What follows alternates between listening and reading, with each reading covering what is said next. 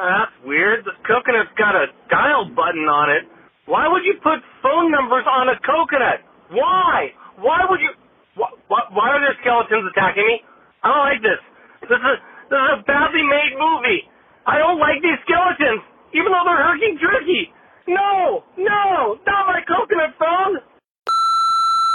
The Longbox Crusade presents Action Film Face-Off. This episode, it's 1970 versus 1985. Two films enter.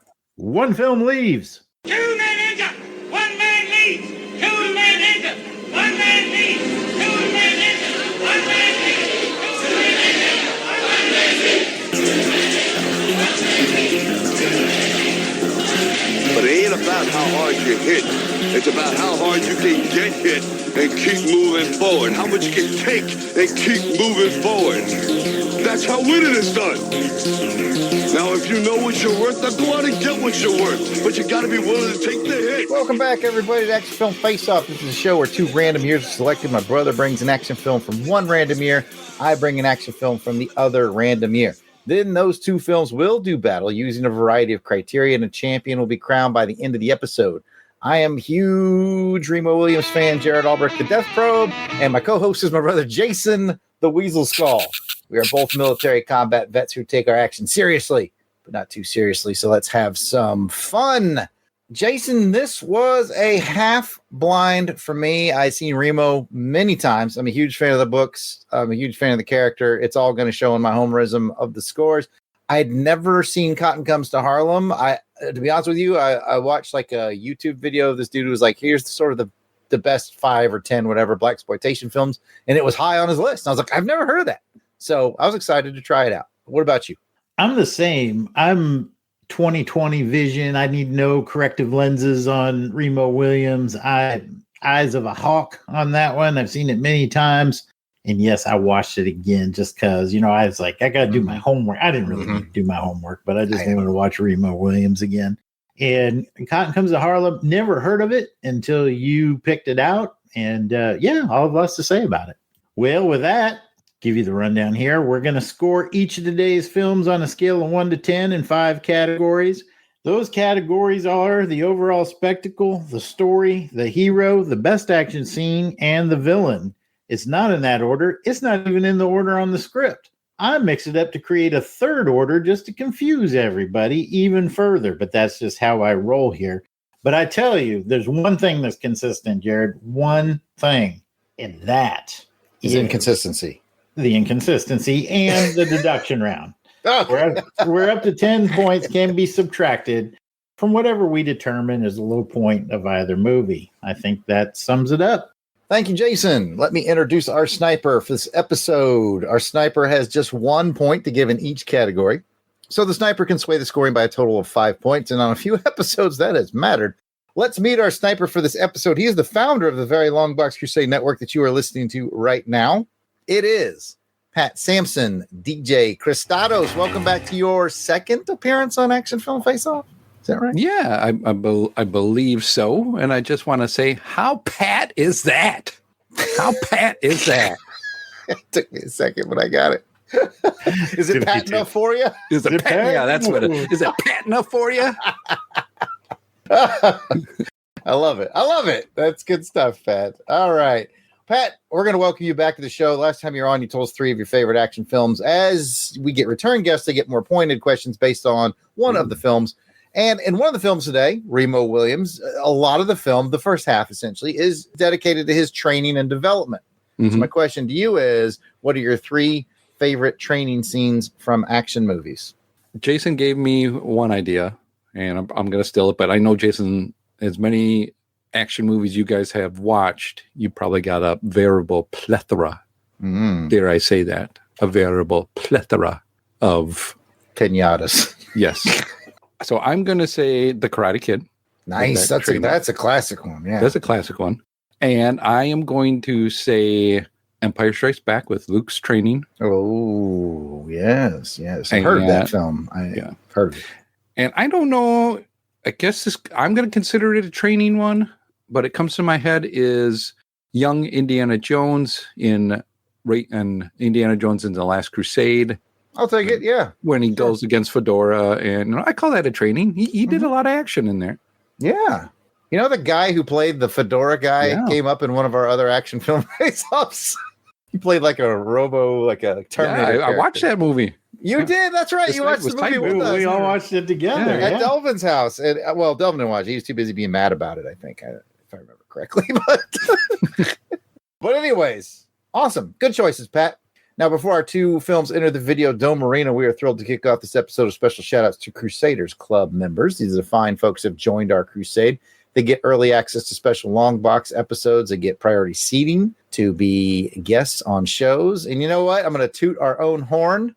This has been the most requested show to be on from our Crusaders Club members. They like being on Action Film Face Off. But we're taking a little break. We're keeping it in-house for this episode. But let's give some love to those folks that are giving love to us. These are the wonderful Crusaders Club members.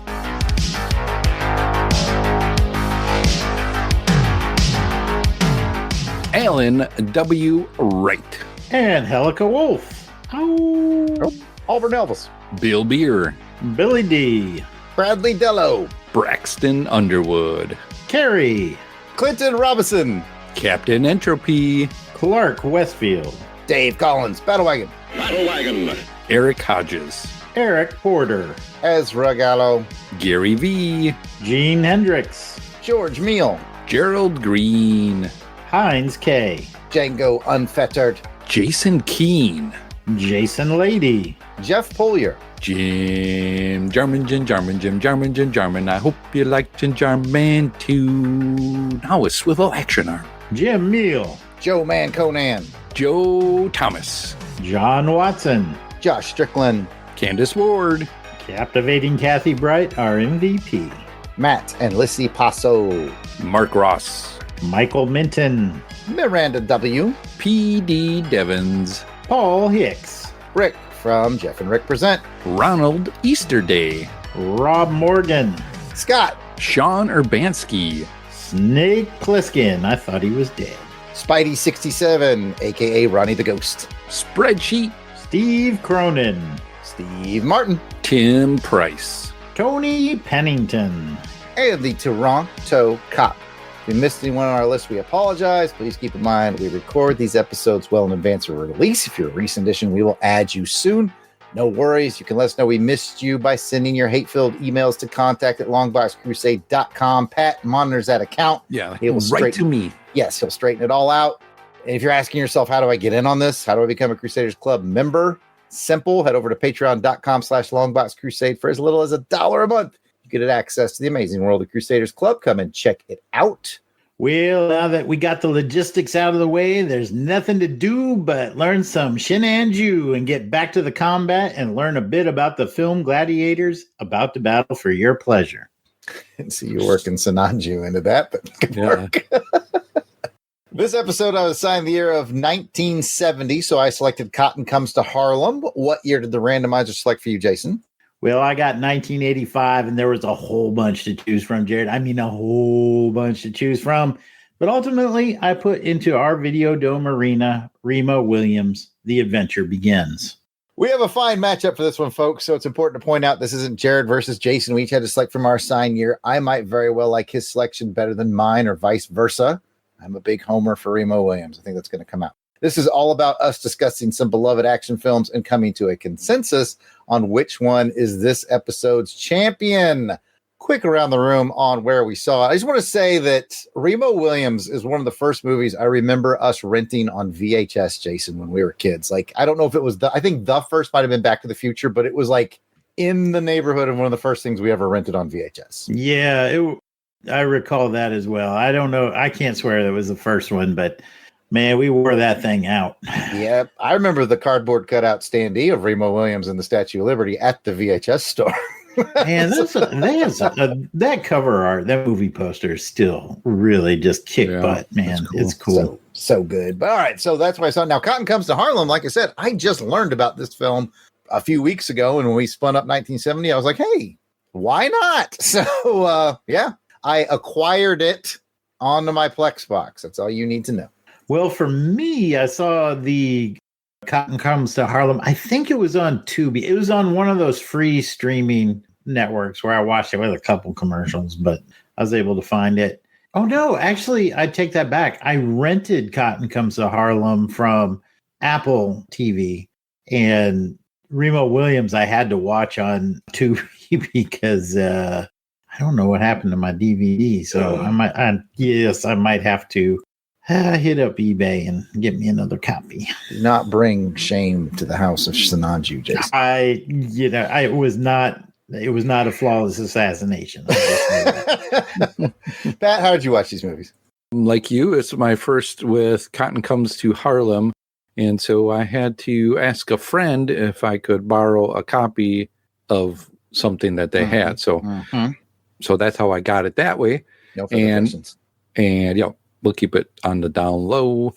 And for Remo Williams, I watched it on the YouTube with some commercials in it. Nice. Free with commercials?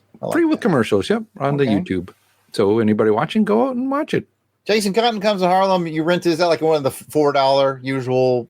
Yeah, it was like, $4. Okay. All right, just to let our listeners know what they're getting into. All right, folks, it's time for your spoiler warning. If you have not seen either of these and you don't want them spoiled, this is a great place to pause the podcast and go watch Cotton Comes to Harlem or Remo Williams, The Adventure Begins, or both. We will be here when you get back on the other side of this musical break.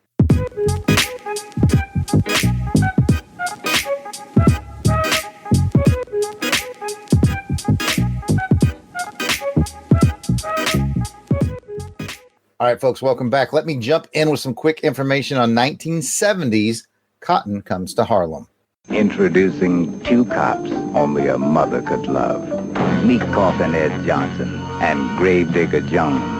Two cops who take charge when an $87,000 bale of cotton comes to Harlem. Seen any cotton around here lately? A bale of cotton, sure. Where is it now? Down south, cotton was king. Cotton Comes to Harlem. It's cops and robbers with a shade of difference. Did you turn Japanese? Godfrey Cambridge is Gravedigger Jones. Raymond St. Jock is Coffin Ed Johnson. Calvin Lockhart. One thing for sure, it ain't drugstore cotton. This is genuine Mississippi cotton. They're big, they're cool, they're beautiful. Don't you know cotton come to Harlem? Cotton Comes to Harlem. Rated R. Cast and crew is as follows. It starred Godfrey Cambridge, Raymond St. Jacques, Calvin Lockhart, and Red Fox. It was directed by Ossie Davis. Synopsis goes a little something like this.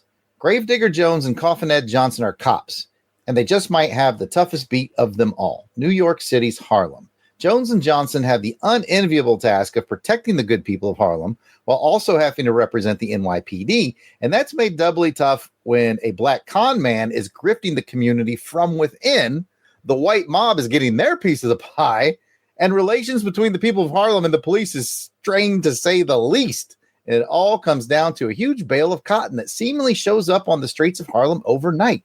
What secret is the cotton hiding, and who will capitalize from that secret? Who is willing to die for it? And can Gravedigger and Coffin Ed play their card just right to save everyone? All right, here's your trivia. During Deke O'Malley's opening speech, Demond Wilson, who played Lamont Sanford, appears in the background as an extra. In fact, here's trivia fact number 2. This film featured 9 people that would later appear on Sanford & Son. They include, of course, Red Fox, the aforementioned Demond Wilson, Lou Jacoby, Wally Taylor, Helen Martin, Teddy Wilson, Emily Yancey, Judy Pace, and Don Bexley. And for the record, Cleavon Little, who was also in this movie, was one of the early choices to play Lamont Sanford. So almost 10. All right, guys, a little question for you here. IMDb's Blaxploitation rankings has this movie ranked at the number 14 slot of Blaxploitation films of all time. Maybe a little low. I'm not sure. What do you guys think was number 1? Shaft. I think I'd go with Shaft. I think you'd both be right. I was going to say, if you guys couldn't guess it, my hint was going to be we have covered it on Action Film Face Off. Shaft is number 1. I had no other guesses if it got Shaft. So I want to say going from memory 2 and 3, and I can't remember which one was 2 and which one was 3, was I think Foxy Brown and Dolomite. I think were the top 3. I'm going to hand it over to Jason. All right, so I'll talk a little bit about Remo Williams. You've never heard of him. Who are you? Only the president and 3 others know he exists. Stop! We've got a problem, George. Some joker walks into one of my plants, and now you're telling me he doesn't exist? The only weapons he needs are his mind and his body. Who are you? Now, there's a new name in high adventure. Remo Williams, The Adventure Begins. Rated PG-13. Opens Friday, October 11th at theaters everywhere. It starred Fred Ward, rest in peace, Joel Grey, Wilford Brimley, rest in peace, and Kate Mulgrew. It was directed by Guy Maurice Feldman Hamilton. Pat, do you know why we put respect on that name? Because he did a Bond. Did right? a couple of them. Yeah, but he did Goldfinger, man. That's all you need to do. That's all you need. Yeah, you're good. Did Goldfinger, you're good. All right. So, Jared, imagine you're a worn out cop killed in the line of duty. Then imagine you awaken to find yourself with a new face and identity. You're recruited by a secret organization as an assassin tasked with bringing justice to evildoers that the law can't or won't touch. Well, that's what happens to Remo Williams, and after being trained in the assassination techniques of Shenanju by a deadpan master, he embarks upon his quest to deal justice to an evil, corrupt weapons manufacturer. Fighting assassins on the Statue of Liberty, dodging bullets, and executing the perfect assassination are all in a day's work for our hero.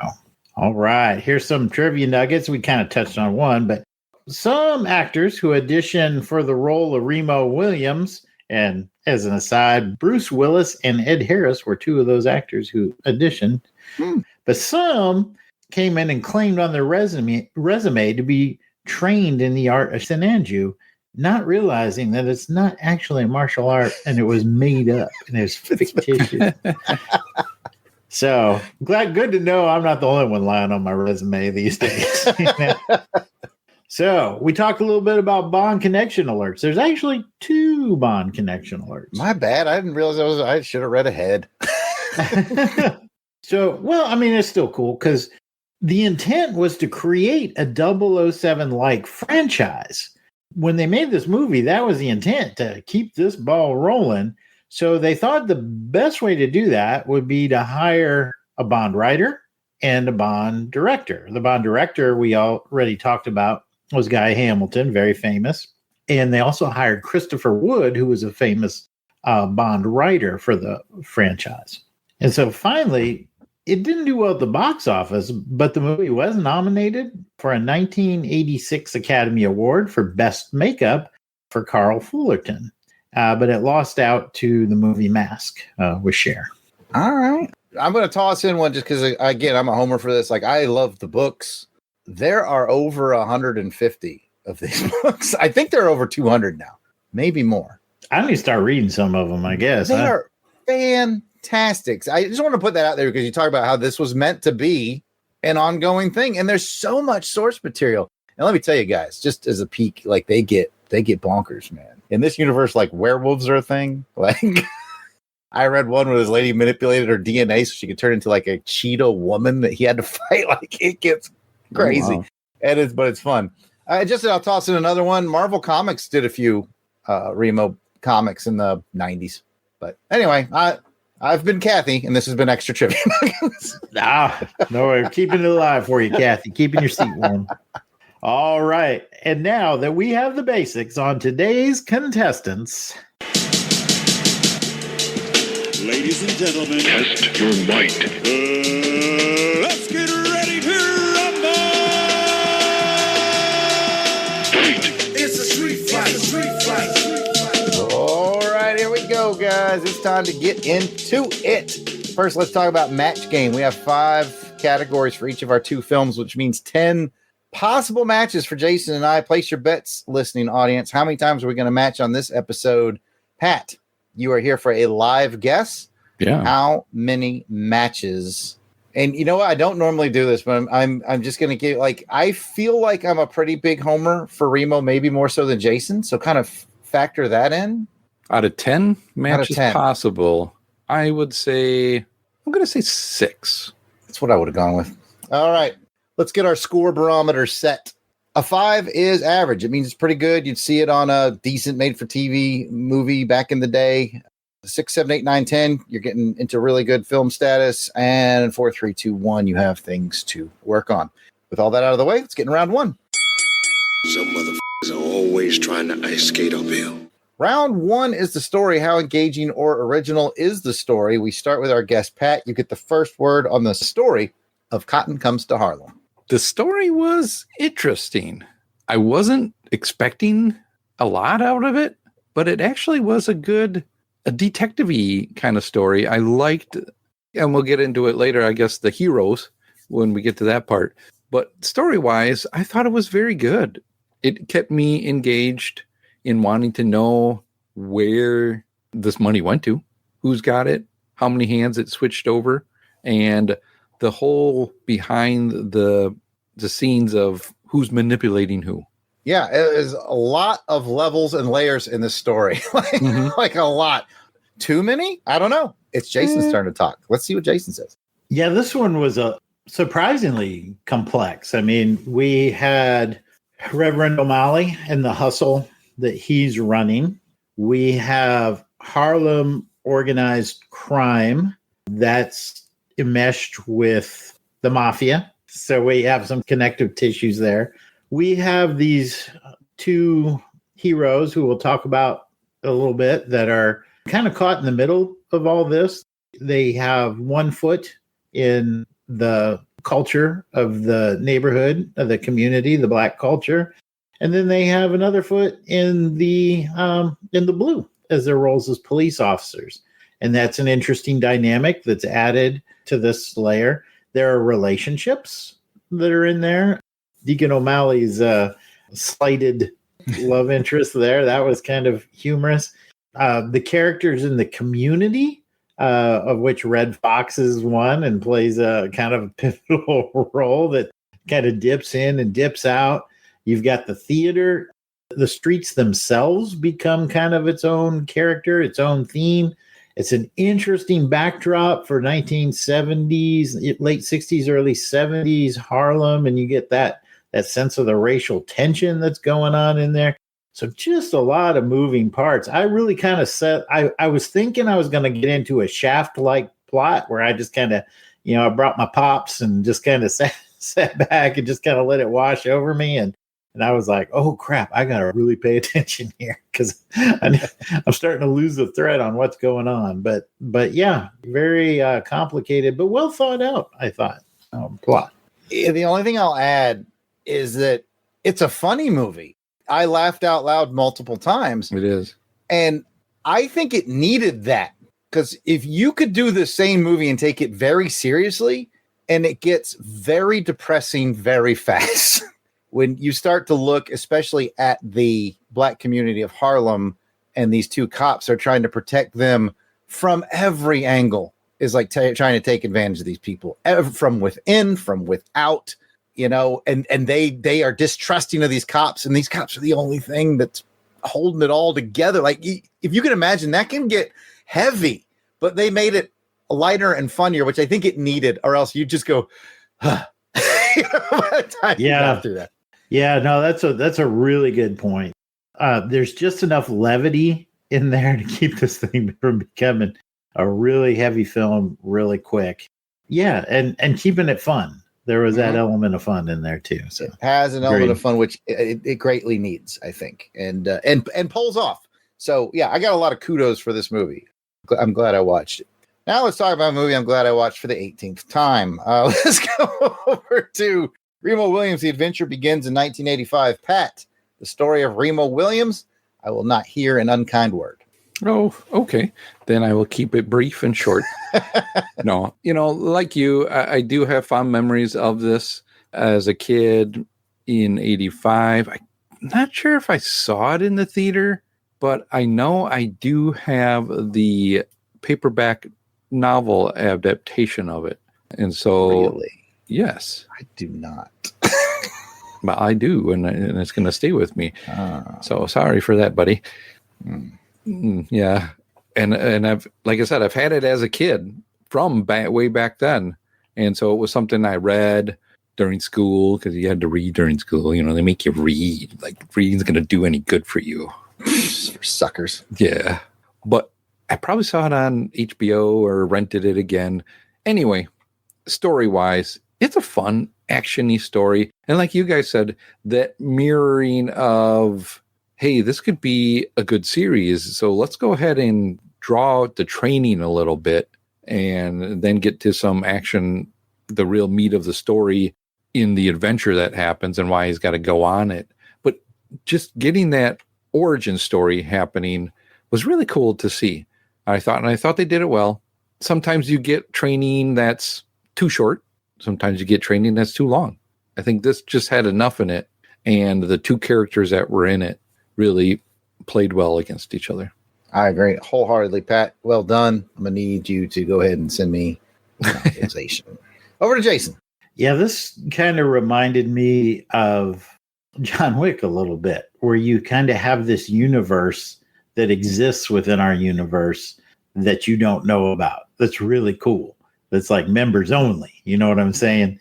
It's kind of set in that time in the mid 1980s where we wanted the strong law enforcement, right? We're tired of people getting away with stuff.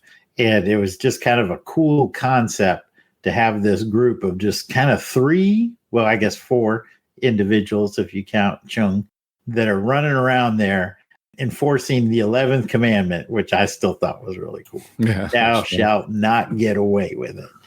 And I'm stealing that. I'm using that to my dying day. But yeah, the universe that they created was really neat. I mean, it's kind of, dated because they're using like 80s computer technology, but you could definitely update that now and use like quantum computers and, secret cloud compute. Like I would just love to see a modern take on this. Remo Williams doing Remo Williams stuff. So it was simple. It's a very visceral story. Like, it makes you feel good. Bad guys getting their comeuppance. Love it. So it's so 80s, like you said, it's like every good thing about the 80s in one movie. Like, it's a rollicking good thing. And the character itself is from the 70s. I think the first books were written in the late 70s, if I'm not mistaken. But yeah, I agree, man. I'm going to rave about it. I love the concept of it. I love the concept of it. And I might even be talking more about books than the movies, but I think they both fit. It's just the simplicity of it. Because in the books, much like in the movies, it really just comes down to Remo, Chiun, and Smith. And that's it. And it's like, what kind of bonkers adventure can we put these 3 guys in? And they've been doing it for over 150 books. And it's so much fun. It's so much fun.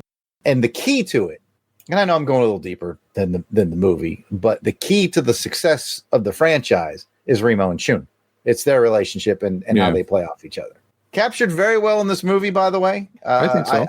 This movie, I watched it a bunch as a kid, and then I got into the novels just a few years ago.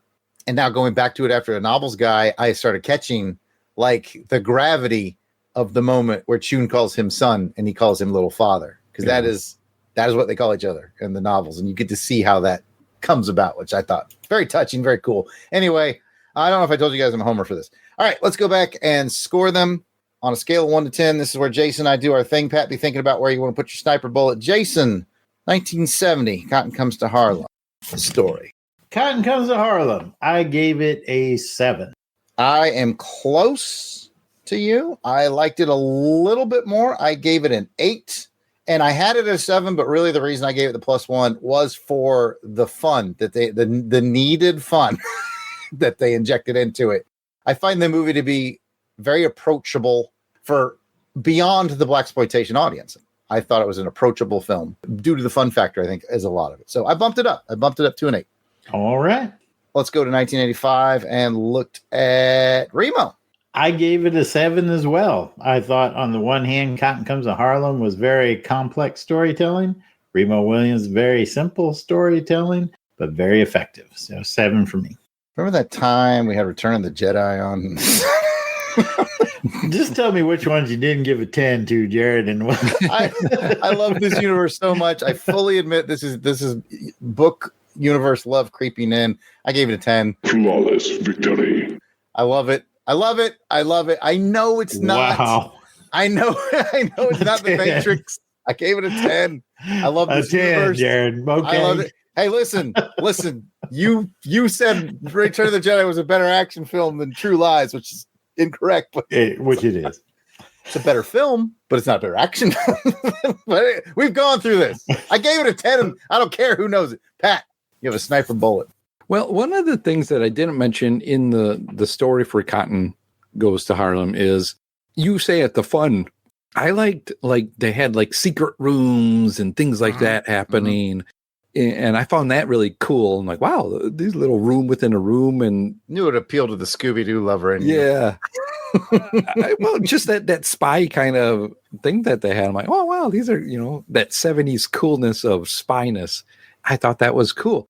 And then you mentioned the fun in between, like the chases, and there's still like comedic stuff of people, just funny things happening in the chase, around the chase, and just all kinds of different things. Fun. But I have to give my bullet to Remo Williams on this, just because it's a cool story. I wish they would do more. So, maybe I need to look into the books to go along with the book that I have. That I'm agreeing with that assessment 100%. There's a lot of And honestly, guys, out of the 150, I'm so reasoned to that universe. I've read 5 of them. Okay. So I'm not steeped in it, but I'm digging it. As evidenced by the 10 that I gave a movie that I know probably doesn't deserve it, but I gave it to him. You think so? Maybe. Hey, you shut up over there. All right. You know what? When we say you shut up over there, that's the international sign the round is over, and it's time to go to round 2. If it were up to me, I'd just kill you. All right. Well, round 2 is the hero, or our ensemble of heroes in the case of Coffin Ed and Gravedigger. So let's go ahead and talk about the heroes of Cotton Comes to Harlem. Pat, what are your thoughts there? The heroes, the 2 detectives. Wow. One was a cool guy. The other one was a guy who lost his cool. Sometimes, you had the good cop and the bad cop in this one. I like that. Yeah. But they were good together. I think I really liked Digger. He was just a smooth guy.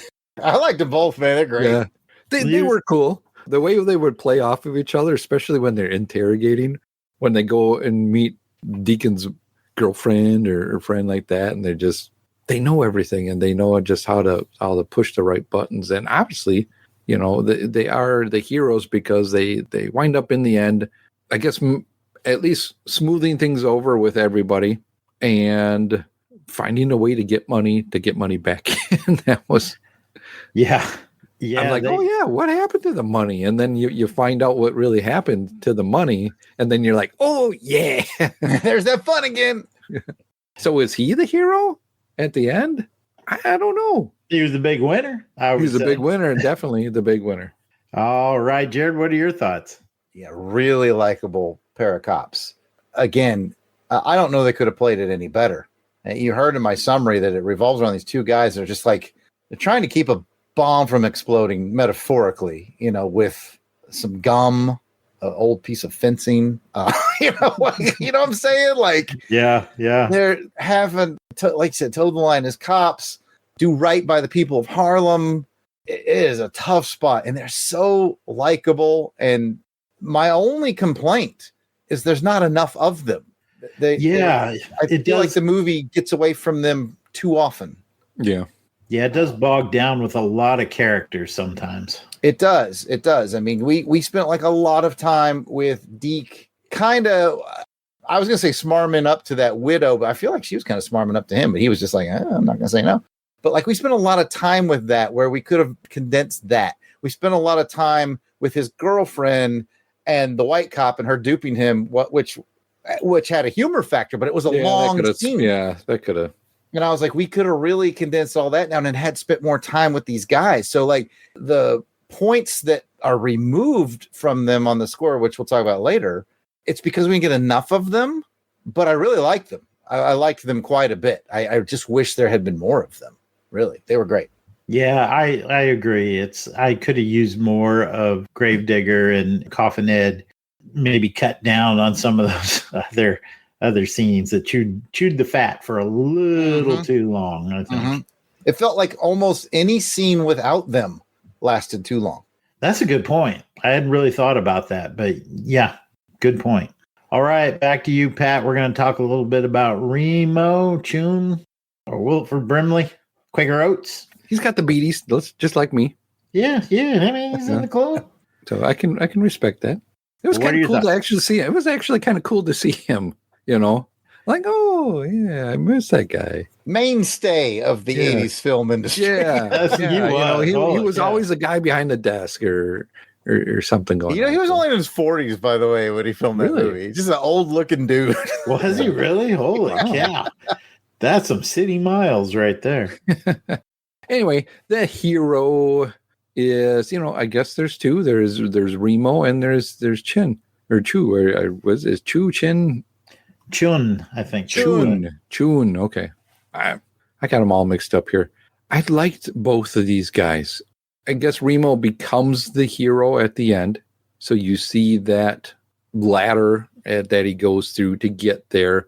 You see all the chiseled edges come off, and the diamond actually comes to shape towards the end. And a lot of that is Chun that is able to kind of treat him like that. And that guy, man, that guy's one bad guy. He's got some moves that, man. He's the master of Sinanju. Yeah. Were you expecting any less? I guess I wasn't, but it was cool to see, and just the effects that they would use when he would, do something, or especially when he has Remo come and sit down for the first time, like sit on the mat, and then next thing you know, he's just paralyzing him. Nerve points and just it's good. Interestingly, I learned that I think Joel Grey was the actor who played Chun, and he had no martial arts experience at all, and he's no Asian dude experience at all. Yeah, I mean, you can kind of see the makeup in certain angles they use, and then the line, like, oh, okay. Yeah. We did have a little Dr. Daka going on right in there, but I was just really impressed to learn, like, he had no martial arts training, so that just made those scenes even more impressive. Well, what did you think, Jared? Oh, here we go. Let me just mute this and let you carry on here for a while. I love Remo and Chiun, and I love that you guys are absolutely picking up, everything that's good about them. Let's start with Remo. It's an interesting one because I never really understood why they picked him. I mean, he was a Marine and he was a cop, and I guess he didn't have any family. I guess that was the combo. I guess he wouldn't have been missed. Like, couldn't they? Like, I guess it didn't really go into his Marine history, and I haven't come across that in the books. Maybe he was very talented Marine, like special ops kind. Maybe that's it. Otherwise, I'm like, he's a cop. Like, he was tough as nails, though. Yeah, he was tough as nails. But I liked him, and like Pat said, you get to watch Chiun knock the rough edges off of him and turn him into a weapon, and you get to watch Remo turn Chiun into a human. Yeah. And I think that's just part of the relationship of these two characters that I love. And let's talk about Chiun, especially Joel Grey as Chiun. We've joked about it. If you guys listeners haven't seen the movie and you didn't do the spoiler warning and take the chance to watch it, this is an 80s movie in the fact that a white dude is playing an Asian dude. And I'm going to say the makeup job, I found that out like maybe 10 years ago. They were like, hey, Joel Grey's a white guy. And I was like, what? My whole life, I thought it was an Asian guy. And you can kind of see it now, Pat. But if you think back, we had VHS and CRT TVs. It was completely convincing to me. I'm not going to lie. Had me fooled. I know it is definitely frowned upon to this day, but I can't help but be impressed with the makeup. The dude got Academy Award nomination for it. Like, the makeup job and the performance, you can't take that away from Joel Grey. I feel like he may have publicly said that he regrets it, but I'm just like, dude, it was what it was at the time, and your performance was outstanding. So that's Jared's stance on it, just from my lens of experience point of view. Fun fact, by the way, they did try to launch this as a TV show. There's a pilot episode that you can watch on YouTube. It's pretty good. And in that one, Chiun is played by a white guy again. He's actually played by Roddy McDowell in that one. So, and it's also pretty good. Wasn't mad about, wish they could have proceeded with that TV show. But anyways, I am a big fan of both of these characters and my scores. will reflect. Yeah, it's interesting. I was thinking the same thing. Like, I was wondering what motivated Smith to select Remo. Yeah. You know, that question was always kind of in the back of my mind. And I wonder if we would have gotten more movies if that would have been revealed over time. My thought in watching the movie would have been Smith, the computer said, okay, here's a guy that you can use. Yeah, maybe spit out a list of 4 or 5 guys and it was like, yeah, this guy's available. Yeah. Oh, we're going to make him available. Yeah, you know what I mean? It knew everything. We didn't mention Mac during this discussion at all. He's great too. Mm-hmm. Mac's fantastic. Mac's doing Remo level stuff with one arm. With one arm, yeah, you find out he's got one arm. He's like, well, where'd you learn that from? He's going against electricity. I got him. Yeah, anti-personnel in Korea. And I don't know if Mac is a book character. Like, I haven't read book 1. I might have recently acquired it, but I haven't read book 1, so maybe that'll answer why he's selected. Will Mac be in there? I don't know. I gotta look into this. I kind of viewed Mac as like the Remo that is just like he's too old now. He's got to retire. So I have a feeling like Mac had a say in who his replacement was. Yes. And I was thinking, like, if it was me, like, obviously it'd have to be somebody who was not attached. Maybe parents were dead. Mm-hmm. He was they did talk about that he has no family. Right. Yeah. So no wife, no kids, nobody is going to miss him. And then there has to be a certain mindset, which maybe goes back to your point, Jared. Like, what did he do in Vietnam as a Marine? I mean, we see in the opening scene that as a cop, man, he's one you do not mess with him. He was tough as nails. There was something in that psych profile. And Pat, I didn't even think about the computer thing, but yeah, it probably did spit out like, hey, here's some options. Yeah. Anyway, I just thought it would be really cool to dive into that. Maybe it went into it in the book a little bit more. Send me that book, Pat, and I'll read it and see where I can find it. Yeah. I can loan it to you. All right, thanks, man. If you want one more deep thought, I also assume that Remo's replacing Mac. I wonder what Mac's real name was. How he came up with it. Yeah. It was like standing by a Mac truck or something, Anyway, I don't know where the hell we are in this show. I think we're scoring these things now. Yeah, I think we've talked about them. All right, Jared, let's do this. Hero, Gravedigger, and Coffin Ed. Cotton Comes to Harlem. You gave them a 7. It's a strong 7. This is Roger Moore, View to a Kill, level 7. I just wish there had been more of them. I feel like if we'd gotten more of them, they might have been an easy 8 duo. I liked their style and the way they managed tough situations. Match game. I gave them a 7 as well. I didn't even really put it together till you brought that up in the discussion. I was like, there's just something that's like, I wanted them to be a little more than Roger Moore, View to a Kill, but I couldn't say that they were. And I think you're right. It's just because they weren't in enough scenes for long enough. I needed more of them. All right. 10 for Remo, or just okay. Correct. Flawless victory. All right. I love Remo, but I gave him an 8. I thought this is elite level stuff. So definitely I thought 8 was a fair place to Didn't land. factor in Chiun, Mac, or Smith, I see, but okay, that's fair. Okay, well, you're just giving Remo like Han Solo Indiana Jones level stuff. That's okay. I am. As a character that I put on that shelf.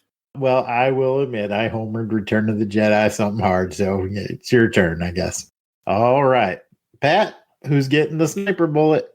I did like Digger and Coffin Ed. Like you guys, I wish I would see more. I'd watch another movie if they had a sequel. Yes. I don't know if they did. I need to look into that. Yeah, I'd watch another movie with them. Doing another crime or figuring out another crime somewhere. They were really 2 cops that knew their stuff and knew how to use the tools that they had and just knew their community and all that. It is great. However, I do like, and I'm going to give the bullet to Remo Chiun and the gang there is heroes. It's probably good for all of us that you do, Pat, because I don't know what Jared would do if he did. I really wouldn't be too. I mean, I fully realize that I am one chump on Chump Island. Like, I get it. I do. I get that I am a homer. I told you guys earlier.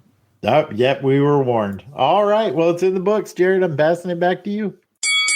I'll be back. All right. That must mean it's time for round 3. Round 3 is the villain. How interesting is your villain? How compelling is your villain? Let's talk about it. Jason gets to go first, and Cotton Comes to Harlem. Let's talk about the villainy. Cotton Comes to Harlem. Man, there's a lot going on. I guess ultimately the villain in my mind was really kind of Deacon O'Malley. I think he was, there's just something particularly slimy about exploiting people who are invested in you, who trust you. Literally. Literally, that's a good point. Literally investing in you, both emotionally and financially. And this cat, like, every time he was on screen, he was doing something shady, something to make your skin crawl. But I mean, didn't he look kind of cool? Like from that opening scene when he comes out of that Rolls Royce, my man had a cape. Like, I mean, he had like and I'm not talking like a weak little like blanket around your shoulders. He had a legit cape, and you could tell it was hot out there in Harlem. And he was looking cool and smooth, and his suit all pressed. So yeah, I thought he played the villain very, very well, and I disliked him from the moment he stepped on the screen to the moment they carried his ass off. And so I probably expect a pretty decent score from me. I'll tell you right now, I concur with you on that. And I also concur with you on the concept that the worst villain is the villain from within. Like, you're supposed to be helping these people. They look up to you, and he's just scum. And like anybody who isn't bought in can see it a mile away. So anyway, it's Pat's turn to talk. There's a lot of villainy, but I think you probably agree Deke is the focus. Yeah, I think he is the focus because the other background villains, they don't really need to get involved until Deke messes it up or, tries to go above and beyond what he was supposed to. Now he's goes crazy, like the heroes did, Digger and Ed. They're like, just let him do it himself. He's gonna dig his own grave, really. And he did. The people just finally saw through what he was doing to them.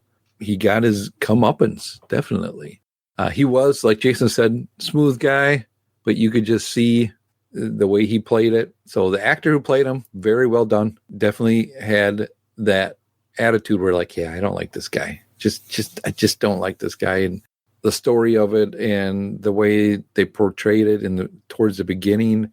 And then, it's like, I was wondering, like, who's robbing this guy? Are they taking the money? And I'm like, wait a minute. I'm like, I bet you he's in on it as some sort of. I suspected as much from the beginning as well. But they fooled you. They fooled you in this, thinking that it was supposed to be the IRS guys, right? Or the guys that come to take it. It was supposed to get the money, and then they get robbed by the mafia guys that you didn't know it was the mafia guys until you, like, oh, okay, start piecing it together like the detectives are. So yeah, multiple layers of villainy in this one, a lot of it, which was good. It was also funny when the witness was like, I could tell they were white by the way they ran. That's some of the fun parts that would to lighten the mood a little bit. All right, let's switch over to Remo Williams, 1985. Another immediately smarmy villain, if you ask me. But Jason. Yeah, I thought the villainy, that's probably the weakest part in Remo Williams. They didn't really establish the guy as a legit villain for me. I can't even remember the name. Some military Charles industrialist or something like that. They tried, I could see where they were trying to do the henchman with the kind of Diamond Tiffany tooth. Yeah. And again, just really not enough screen time, or, just didn't have that presence of the Bond henchman and the Bond mastermind villain. I saw what they were trying to go with it. didn't quite land there for me. It's not that the actors were bad by any stretch of the imagination. I just don't think that they were given a lot of screen time, and what time they were given was kind of like meh. It was all right, but not great. That dude with the diamond tooth, whose name was Stone, was kind of on the nose. Was played by Patrick Kilpatrick, who he was born to hench, man. He was the Sandman and Death Warrant. He was, I think he was in that submarine movie we watched with him, wasn't he? With Dolph Lundgren and he squeezed him in on that one too. Black Tide or something like that. Dark Water, I think. Dark Water. The dude was born to hench. Like, it's funny you bring him up, Jason, because when you think villainy of the movie, that's who I think of, and he's not the main villain, and he doesn't have he's not an odd job or a jaw's strength, but I gotta let Pat talk. No, I think you're onto something, and so is Jason with this one. The villain, so-called the business guy who's gonna make this satellite thing or this whatever the thing they're building, isn't really a villain. It's just like, doesn't get a lot of time, and if he does, he's not really doing any villainy kind of a thing. And then you have the henchman. Okay, dude, you're just sitting in the car taking pictures. Okay, I need a henchman who's gonna show me that they can hench, that they can do something with somebody. Our job, at least, threw his hat and chopped off a statue's head. What'd this guy do? He got choked by Remo right away, and that was it. Yeah, Remo did punk him. He already punked him right away. It's like, well, he's going to be able to take him. I think you make a great point, Pat. Their first real fight shouldn't have been their only fight. Like, I think it would have been better served if he'd been in on the Statue of Liberty thing more than just recruiting the guys, but physically in on it or something. Mm-hmm. Yeah, that's a good point.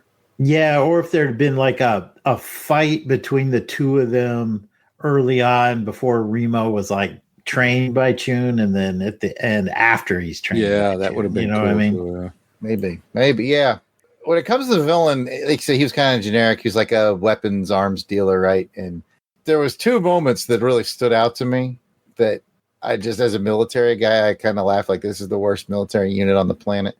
Because they say, we've got these guys on the base and they are considered hostile. And the one captain dude's like, so are we allowed to return fire or what's that? And the main villain guy, the arms contractor, these people are, trying to stop our way of life, son. What do you think? And that's the end of the meeting. I'm like, that's not an order. No, I need an order. I need an actual order. Preferably by you can't give me an order. Yeah. Exactly. Someone in my chain of command needs to respond to this question. Yeah. And then later on, he's with, I don't know if it was that same captain, but he's with a soldier. He's with the general who's on the take with him in the Jeep. And he's like, shoot that guy. The soldier's like, well, he's not going anywhere. Yeah. And he literally knocks the guy out with the butt of the gun. Yep. And that's the moment I lost all the respect for the general, because I was like, what? You're going to allow this guy to knock out your soldier? And then I got to laughing because I thought, as the movie's going on, I'm like, somewhere I think it might have been that same captain. I'm not sure. But let's just say it was. Somewhere there's a captain who's coming to consciousness right now, wondering what the hell? What just happened? What the hell is going on? Yeah. But by doing that, he saved that dude's life. I was thinking the same thing. Does he realize how lucky he is right now? You're right. Yeah. So this is gonna be the longest episode ever because I can't stop talking about Remo. But I guess we should score them. Let's go back, Jason. I'm gonna tell you right now, Jason. By the way, in terms of scores, this is Cotton Comes to Harlem's gonna regain some ground here because Deke is much more memorable to me than dude from Remo Williams. But what are we gonna score it? What do you got for Deke over in Cotton Comes to Harlem?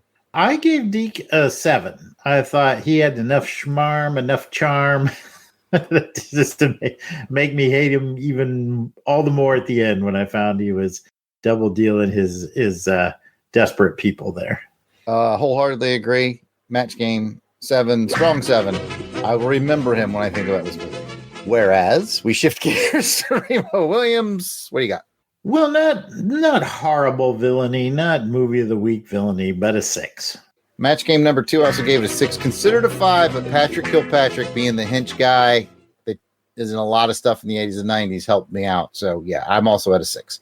Pat, did you come to the same conclusion? Did you like the villainy of Deke better than the Remo villainy, or are you a little more for the Remo? Which way are you going on that one? I'm going to definitely go with Cotton Comes to Harlem on this one. The Deke was definitely the more villainous guy compared to what I saw in Remo. And I would say, even if we went against some other villainous guy too, this was he played it very well. Yeah, it was good. All right, that's it for round 3. Is that your best? All right, that's going to bring us into round 4, which is the spectacle. So when we're talking spectacle, we're talking about the fight choreography, we're talking about the special effects, the cinematography, soundtrack, score, all that good stuff. Well, we'll start with Jared. We'll kick it off with you this time and talk a little bit about Cotton Comes to Harlem. What did you think of the spectacle? Highly of the spectacle. I think it exceeded its budget, if that makes sense. I think some of the spectacle is very over the top, and it's designed to be so. Like when the guy gets hit by a car and flies 40 feet in the air, I think that was Low Boy. Was that Cleavon Little? That's Low Boy who went flying. Yeah, he wasn't low in that moment. I can't remember, but it's bombastic. That's the word I want. It's bombastic when it's doing stuff. It has a certain amount of high energy. We talked about how it does linger a little too long, I think, on some of the bits, which brings it down a little bit. I do factor in score. This obviously has a cool, funky score that you can tap your toe to, bob your head. So that helped. So we're not scoring it yet, but I think its score does outpace what I think it was budgeted for. I think they did a lot with what they had, is what I'm trying to say. All right, that's fair. Fair enough. For me, the highlight of it was the background, like the neighborhoods and when they showed like the nightlife on the streets. It was kind of like a time capsule in that way. And I just found that part interesting, but it's not my category. It's Pat's turn to talk. Pat, what did you think of the spectacle of Cotton Comes to Harlem?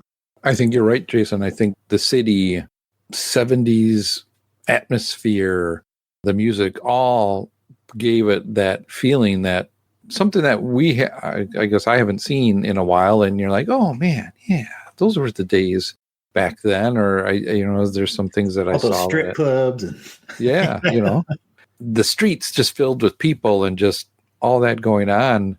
The livelihood of those neighborhoods. Is a spectacle in itself to see, and you don't see a lot of that anymore in towns.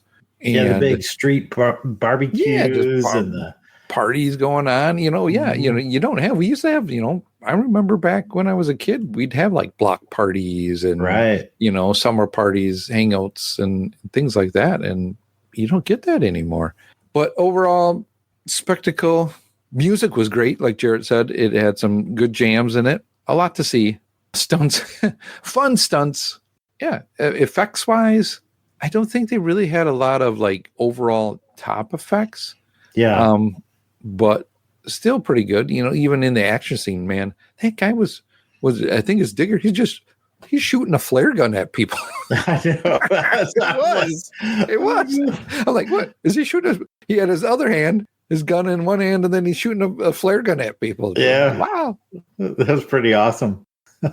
All right, Jared, let's take it back to you. Let's talk a little bit about spectacle for Remo Williams. Let me hit the mute button and just let you fly away.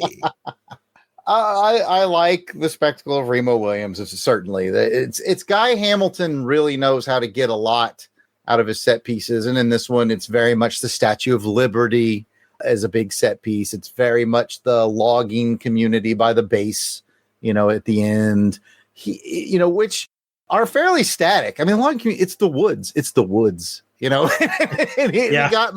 he got mileage out of that, he got mileage out of the Statue of Liberty, and there'll always be a point in history because Jason and I and Pat, we're all old enough to remember when it got its refresh and its revamp, and that scaffolding was all real. It was on, and they made use of that. And I thought, well, that's that was clever. So they made use of the things they had. Now, again, I don't think they went a ton above and beyond. Everything is basic but made interesting. I mean, even the warehouse when he's going to find the satellite for the first time, just only discover that it was fake. Those dogs, man. How fun was that? How fun? They were probably better henchmen than the henchmen. Yeah, exactly. Yes, those dogs were a better henchman than the henchmen. So it's weird because these movies have a similarity in that they take something that just is the streets of Harlem or the Statue of Liberty or this warehouse or the woods. They pump it up and make it more than it should be.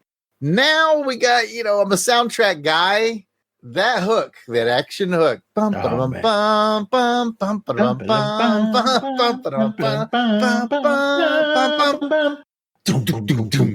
yeah, I need to get into that 80s drum solo. Like, it stayed with me since I was a kid. Like, I think it's a banger. Like, just a few weeks ago, I was at Dragon Con, and across from me was Bobby Nash, who was a writer, and he got to write. They just did a new book of short stories, and he got to write one of the short stories in the Remo Williams book. So I'm very happy for Bobby. So we're talking to Remo this whole time. And our friend of the show, Alan J. Porter, that you know from before they were Beatles on this network, and our James Bond show, he was sitting next to me, and he's like, I've never seen that movie. So he watched it that night after Bobby and I talked about it. He came to the con floor the next day, and he was like, yeah, you guys were right. That was a lot of fun. He really liked it. And I was like, what do you think of the music? He was like, that hook, that action hook, that was great. And I was like, all right, so it's not just me. That's what I'm saying. It's not just me. So that's going to carry a lot of weight. But, it goes back to, like you said, if they were trying to make this a Bond thing, they were taking all good point. Like they wanted to have that musical cue. Yeah, makes sense because it's bold and it's memorable. Yeah, it kind of had an Indiana Jones kind of vibe to me. But that's a good point, Pat. The musical hook, it's important if you're going to do a Bond knockoff. This might be a good one for us to bring on Rogue Agents one day. Note to self. Anyway, Pat, why don't you keep it going and let me know what you thought of the spectacle for Remo Williams. Well, I think Jared really said a lot there as far as the set pieces go. I'll just add another set piece. The house, the room where Chiun and him lived in, that was a set piece in its own little area because you had his little balancing act and stuff that he had to go through was all set up there. I liked how he had to get to his room, which is up there, and it's all open concept area. Just interesting place where he would do the training that he had to do. The Statue of Liberty, it was interesting to see and took me back of, oh yeah, that's right. I remember the scaffolding around there and all that being done. Probably before 2020, I was able to go and see and actually visit the Statue of Liberty and see it. And so it's an impressive place. That's awesome. It was cool to see the wider shots of it, of the island and the statue on that, and just being able to, didn't get all the way to walk up to it. They would let you kind of go. You could take an elevator up like certain way, but then the rest of the way you had to walk up if you wanted to. But you had to pay more for that. They make you pay extra for that. Kind of makes you wonder if she's naked under that. French, right. Yeah. It's a Ghostbusters 2. Right. Ghostbusters 2. Yeah, I gotcha. Very good point about the training, the little headquarters that they were training in and living in. I thought it was kind of cute too. Like the only little splash of color was that Pink Panther. Yeah, stuffed animal they wanted. that they won, dude. Yeah. They got mileage out of that. You're gonna wind me up again. They got mileage out of that because if you remember when he confronts him, like, you have orders to kill me? Yeah, and he was like, "Yes, I would take no pleasure in it." It's in the background, and I think it's supposed to be there. with you barely see it; it's barely poking out, but because it's that memory of their good memory. Yeah. I thought that was great show don't tell storytelling. I think you're absolutely right. Yeah, that hit me on this watch as well, Jared. Yeah, it's the shock of finding out that, hey, I'm part of this organization and there's a contingency plan if we're discovered, and Chiun is to be my executioner if things go wrong. Yeah, powerful moment. All right. Well, I think we talked about spectacles for both movies. And Jared, what are you going to give spectacle for Cotton Comes to Harlem? I think Cotton Comes to Harlem had the budget for a spectacle of about a 5, and it made that a 7. Oh, wow. Okay. You liked it a little bit more than me. I gave it a 6 on the spectacle. I think that, as we talked about it, I'm thinking maybe I lowballed it in my original score, but, wrote it down, got to stick with it. So I'll go with a 6. What about Remo Williams? So shockingly, I'm not going to give it a 10. I understand it's geez, I thought this was pro forma. All right. But I did think it did really. It's Guy Hamilton. He knows how to get a lot out of a little. And I gave it an 8. Okay. Again, I was a little under you on this one. This was about a 7 for me. I think the spectacle was about there for a view to a kill. I concur. There's a +1 for the theme song. There's absolutely got a +1 for the theme song for me. That's fair. And Pink Panther, Who doesn't want Pink Panther? All right, Pat, it's up to you. What are you thinking here? I'm interested on this one. Are you going to give your sniper bullet more to the cultural relevance of the 1970s cinematography of Cotton Comes to Harlem, or kind of that James Bond atmosphere of Remo Williams? Tough one. But I feel I'm going to have to give it to Remo on this one. Just by a hair. I think you guys are right, Guy Hamilton. It just, he knew what he was doing and was able to pull it all together with what he had. I even liked the end credit song. It was cool. It had a super 80s. Oh, it had an 80s vibe to it, man. Oh, it sure did. I was listening. I'm like, I was like, usually it's like, okay, credits are done. I'm done watching it. I don't need to listen. But I'm like, no, I'm going to listen to this song. It's pretty good, man. I did the same thing. Big shocker. Jared, I hope you have a VHS copy of Remo Williams out in your 80s garage. I don't. I mean, if I found one, I'd buy it in a heartbeat. I just haven't come across one. It hurts to know that now. Well, I think we got it in the books, and it's time to pass it back your way. All right, that must mean it's time for round 5. Prepare to meet Khalid in hell. Round 5 is best action scene, so it's really about passing it back to Jason. Let's look at Cotton Comes to Harlem first, see how Jason broke down the scenes. We'll pick our favorites. We'll do the same thing for Remo, and then we'll score them. So, Jason, break it down. Cotton Comes to Harlem. Really, I thought there was only 3 really standout action scenes here. The opening shootout and chase, which was pretty cool, actually. Or I called that one, "Get Off My Ribs." I just thought that was funny. That guy middle of his gunfight, and he's trying to protect his ribs. I thought that was hilarious. Pat might enjoy this one. The junkyard shootout, that's where with the flare gun. I called that one, "You're Fired." Yes. There was so many factions in that fight. People weren't even sure who was shooting at whom. Like, who's shooting at whom here? And finally, it was kind of like, it was a combination of the church and the stage scene there at the end. I called that one, "It's Curtains for You." It's curtains. Very good. Which one are you picking, Jason? I like the junkyard shootout. I thought that one was a lot of fun, a lot of action in that. So I'm picking that one. Pat? Oh, I'm doing the junkyard shootout. The minute that flare gun, and then he did it a couple more times, like, oh, yeah. Dunking guys with a flare gun was pretty good. He lightened people up with that. Poof, the guy lit up. I liked it too, but for variety's sake, I'll go with the opener. I thought that opener was strong. Like, that's what really kind of got me in this movie. I was like, okay. Yeah. By the time that was done, I had realized what we had. Like, that was a long opener too. It was a good long action chase. It had humor, good music. Yeah. So, I'll go with the opener. All good. Let's go to Remo. Jason, there's probably more to pick from, but which standout ones did you pick? Man, there were like 6 standout to me in this one. The first was the opening fight scene where Remo was a cop. I called that one "No Good Deed Goes Unpunished," or you can call it "It's Time for a Board Meeting," because he grabbed the board. Yep. The second one was when Remo first encounters Chung. And he pretty much gets his butt handed to him. I called that one, "I Had a Little Korean That Didn't Agree with Me." The third one was the infiltration when they had to break into it with the guard dogs. Yes. And I called this one, "This place has gone to the dogs." Love it. The fourth one was the Statue of Liberty fight, iconic. I called that one, "Give me your Remo, your Chung, your avenging heroes ready to beat free." Yes. Yes. The fifth one was the gas chamber fight. I thought that one was really cool too.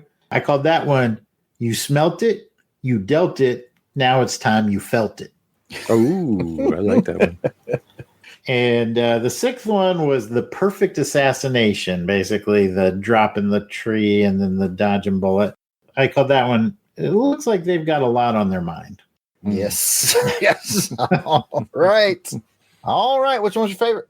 Man, I loved all these things. I have a feeling people are going to go with the Statue of Liberty fight. That's iconic, and I wouldn't hate you if you did.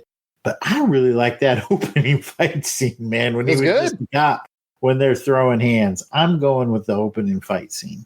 All right, Pat, what are you going with? Oh, the Statue of Liberty was good. I like the dogs. Because those dogs are smart. The dogs were awesome. It's just at every turn, and then you get the one that gets down, finds him, and chases about to hunt them down. The dude's got to give up his arm so the dog can just go with it.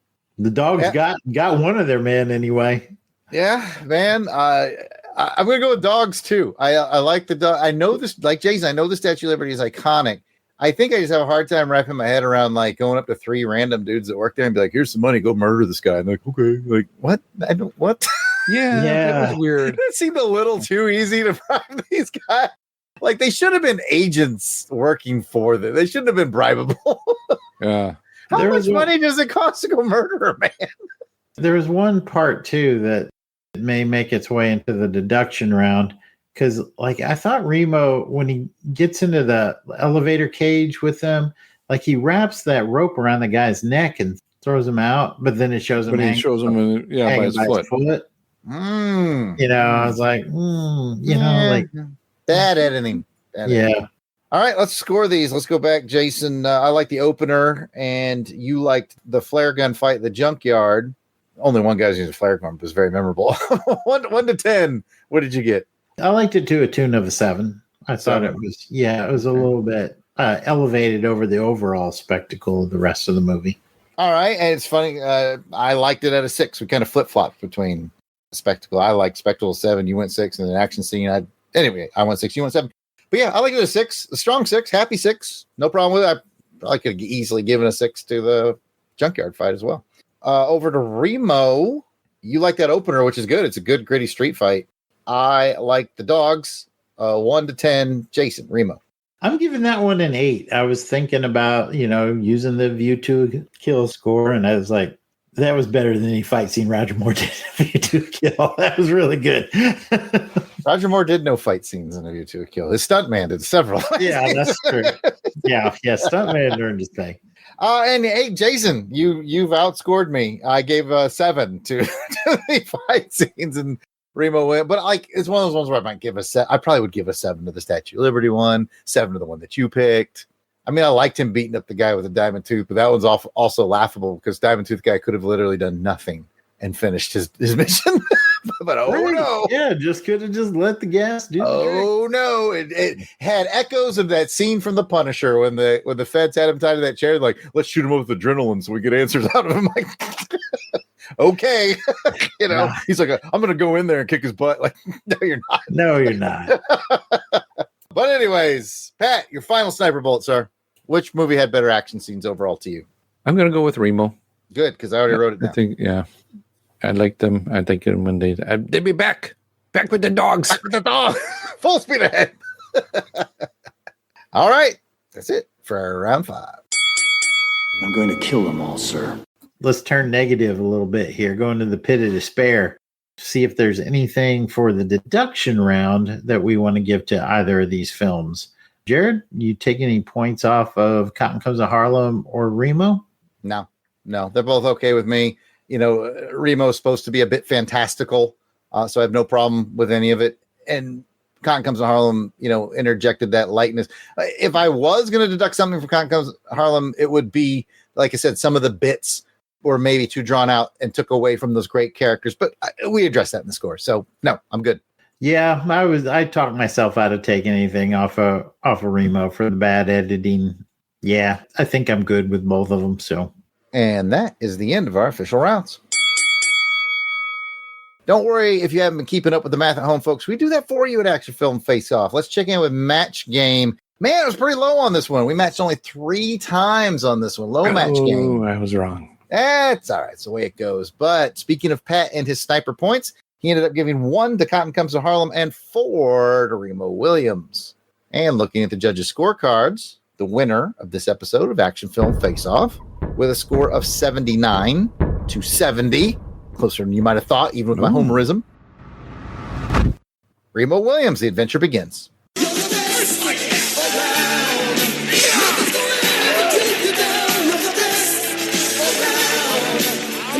All right. Well, congratulations to Remo Williams. Now let's head over to the randomizer and find out what the years are going to be for our next episode. And checking out my calendar here, Jared, it looks like it's about time for another horror film face-off episode. We're heading into the spooky season. Yes. All right, so bring out your pumpkin spice lattes and enjoy a film from... Choose your destiny.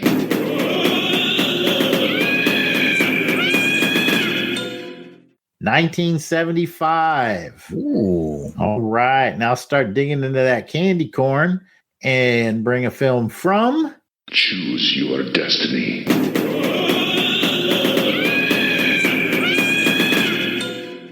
2021. So we got a one. Congratulations to 1975. Just based off of what I know about horror films. 70s and 80s is where it's at. I would be a little more interested in the 70s ones on this, but I'll take what I can get. We'll see what we got there. Yeah, you never know. What will those films be? I don't know yet, but we'll tease them on social media for those of you who want to watch before listening. And we're thinking of you, Dave, or you can tune in next episode to find out. Until then, I'm Jason Weasel Skull Albrecht, and you can find me on social media at Instagram at Jason Albrecht. And you can find me, Jared Albrecht, the Yard Sale Artist, a.k.a. Death Probe, at Yard Sale Artist on X, Facebook, and Instagram. Pat, where can our folks find you? Well, Jared, I am glad you asked. You can find me on the Longbox Crusade here on this network, on multiple shows there. Or you can go ahead and find me on the X at Christatos01. All right. Be sure to check out all those shows under the Longbox Crusade umbrella that Pat just mentioned by subscribing to Longbox Crusade on your finer podcatchers or at YouTube or directly at www.longboxcrusade.com. If you'd like to send us a question or a comment, you can do that by hitting us up on social media at Longbox Crusade on X, Facebook, Instagram, YouTube, and the Blue Sky. We are also at AFFO Podcast on X if you want to do a little bit more targeted and go to that particular show's account. And as always, you can leave us a voicemail at 707-532-5269. You can tell me all about my Remo Williams homerism at 707-532-LBOX. Pick up the phone. See if Pat has anything to add. I don't know. I'm trying to think of something, but I couldn't. Cotton. And as we wind down the show, if you're like, man, I'm all out of Longbox Crusade shows to listen to, then fill that time by checking out Q106.5. Discover the legendary Q106.5 in your car, on your smart speaker, on your phone. Browse to Q1065.com. 80s, 90s. This is a radio station with a vibe. Download our app or listen online. Search at Q1065 Radio on social media. The Q is your favorite radio station. Discover Q106.5 and hear the 80s and 90s hits on the radio station with personality. Q106.5. Q106.5 has an app you can listen to for all your 80s and 90s tunes, or you can go to Q1065.com. It's good times over there. It is good times. So before you tune that dial over to that, we want to thank you for tuning into this show. We appreciate you listening. And until next time, keep your head down and your knuckles up.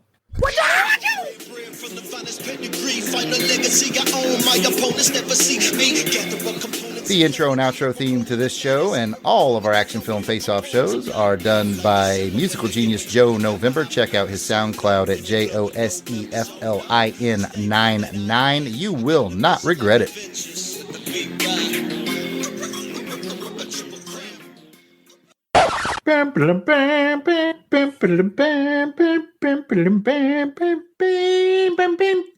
She's gonna blow him away. You're supposed to let me finish it off. And Jared, I want you to know that you are not a weirdo. Jared, you are a weirdo.